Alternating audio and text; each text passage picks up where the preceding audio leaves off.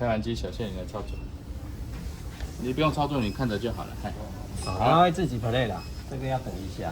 我已经设定好自己 play， 所以 play 完之后，第一个应该是留在你前面关机的时候那一个设定值。譬如说你关机的是 DVB-T， 它就会留在 DVB-T。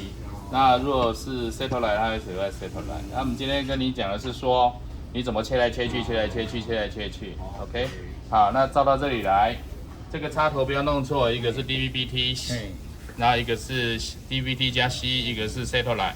好，那插上去之后，因为前面有分配器了，你不要再插板。OK， 啊，一次设定好之后再一次做。啊，维修之后的测试，这样才会省时间。OK， 好，它帮你设定好了。好，现在开机完成，它自动 play 了。OK， 那小谢你要 scan 的还是怎样？对，你 scan 完就这个是要开啊，你要看画面，好开。哦，压2下以后，然后你再上次有讲这个 scan port， 把它压一下，去连接，哦，连接，连接我们的 module， 然后现在就可以操控了。不传。